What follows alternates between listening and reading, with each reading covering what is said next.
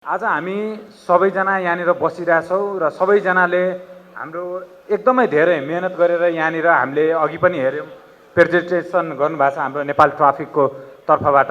तर यो कुरा हामीले मात्र सुनिराख्दै गर्दाखेरि मात्रै देखिराख्दा गर्दाखेरि र त्यसलाई चाहिँ हामीले साँच्चीकैको आफ्नो जीवनमा आफ्नो व्यवहारमा त्यसलाई चाहिँ अपनाएनौँ भने यो कार्यक्रमको चाहिँ कुनै पनि अर्थ रहँदैन। त्यही भएर यो कार्यक्रमको अर्थ र गरिमा राखिदिनलाई तपाईँहरूले साँच्चीकैको जुन तपाईँहरूले चाहिँ हेर्नुभयो सुन्नुभयो र आफूलाई अनुभव पनि गर्नुभयो त्यो कुरालाई चाहिँ कार्यान्वयन गरिदिनु हुन पनि तपाईँहरू माझमा चाहिँ अनुरोध गर्नलाई चाहन्छु। र सँगसँगै यहाँ एउटा पोजिटिभको कुराकानी पनि हुन्छ। कस्तो भने चाहिँ हामीले हेर्नुपर्ने दृष्टिकोण जुन हाम्रो हुन्छ ट्राफिकप्रति र ट्राफिकले पनि जुन चाहिँ ड्राइभरहरू हाम्रो चालकहरूप्रति जुन चाहिँ हेर्नुपर्ने दृष्टिकोण हुन्छ त्यसमा चाहिँ सकारात्मकको भावना हुनु पर्यो, पोजिटिभनेसको भावना हुनु पर्यो। यदि पोजिटिभनेसको भावना चाहिँ यदि हुँदैन भने यी कुराहरू चाहिँ कहिले पनि काम लाग्ने कुरा हुँदैन, कार्यान्वयन हुने कुरा हुँदैन। त्यही भएर एक अर्काप्रति चाहिँ पोजिटिभ र ट्रस्ट बिल्डअप गर्नु चाहिँ एकदमै नेसेसरी हुन्छ। त्यही भएर तपाईँहरूले पनि ट्राफिकहरूप्रति गर्ने सम्मान, नेपाल प्रहरीप्रति गर्ने सम्मान तपाईँहरू पोजिटिभ भइदियो भने तपाईँहरूलाई पनि हाम्रो चाहिँ जो चालक हुनुहुन्छ उहाँहरू पनि पोजिटिभ नै रेस्पोन्स आउँछ।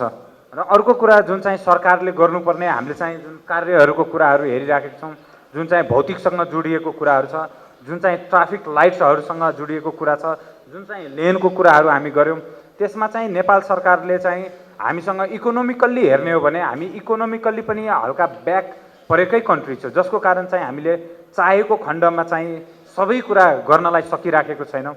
त्यसर्थ हामीसँग भएको स्रोत साधनमै पनि हामीले चाहिँ त्यसलाई एड्रेस गरेर मिलाएर चाहिँ अगाडि बढ्नुलाई पर्दछ। र सँगसँगै जुन आज यो कार्यक्रम हाम्रो युवा तथा खेलकुद मन्त्रालय अन्तर्गतको राष्ट्रिय युवा परिषद र हाम्रो काठमाडौँ उपत्यका ट्राफिक जुन कार्यालयबाट चाहिँ यो सम्मानको एउटा चाहिँ प्रोत्साहनको जुन चाहिँ कार्य गर्यो यो अति नै सराहनीय छ। किनभने अवश्य पनि हामीले उहाँहरूलाई पनि एउटा फिल चाहिँ देखाउनुपर्छ कि तपाईँहरूले राम्रो कार्य गर्यो भने तपाईँहरूको प्रति चाहिँ गभर्मेन्ट पनि साथमा छ भन्ने कुरा चाहिँ जुन यो प्रोत्साहन कार्यक्रम पनि रह्यो आज अन्तर्राष्ट्रिय युवा दिवसको अवसरमा स्वयंसेवक त्यसको लागि चाहिँ तपाईँहरूलाई धेरै धेरै धन्यवाद। र अवश्य पनि तपाईँहरू चाहिँ एकदमै पोजिटिभली अगाडि बढ्नुहुन्छ भन्ने कुरा चाहिँ राख्न चाहन्छु। र हाम्रो मन्त्रालय अन्तर्गत जुन चाहिँ जहिले पनि खेलकुद मन्त्रालय मात्र भन्छ क्या, हामीलाई चाहिँ युवा भन्ने कुरा चाहिँ बिर्साइदिन्छ क्या। र यसमा चाहिँ हामी युवा पाटोलाई चाहिँ फोकस गरेर इच एन्ड एभ्री सेक्टरमा चाहिँ फोकस गरेर अगाडि बढ्नेछौँ। र हाम्रो आजको मूल नारा limit the speed save the life भन्ने जुन छ यो चाहिँ उपत्यकामा मात्र नभइकन नेपालभरि नै यो सन्देश जाओस्।